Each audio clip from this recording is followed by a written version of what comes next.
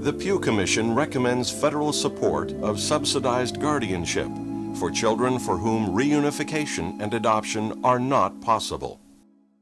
So I called Child Protective Services again and said, my daughter has these kids, she's 18, she can't handle them. I came home from work one day, I came home from my church services one day, and Department of Human Services were there saying, can you take the children?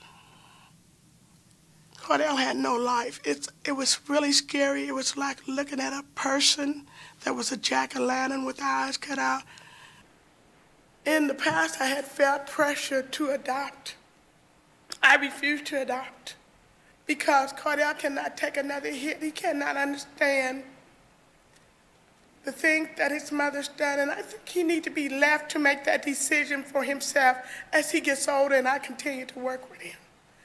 I refuse to become a member of that bad rap song where, you know, your mommy's your daddy, your baby's your uncle, and all of that stuff that I never understand and cannot interpret anyway. Without a guardianship option, foster children living with their relatives are in limbo.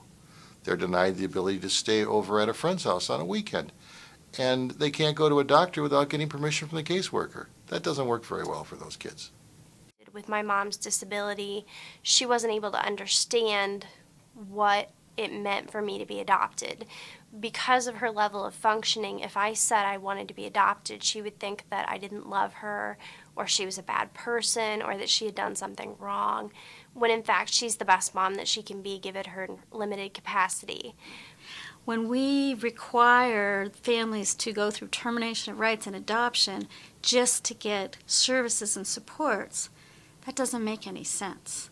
We should allow them to have the family structure that they have and yet give them the support that they need. We fund foster care. We subsidize adoptions, some adoptions, but we don't subsidize permanent legal guardianship for children. And in fact, it's been tested in a number of jurisdictions, and it's projected that this year 19,000 children could exit foster care via guardianship if there was federal financial participation in that program.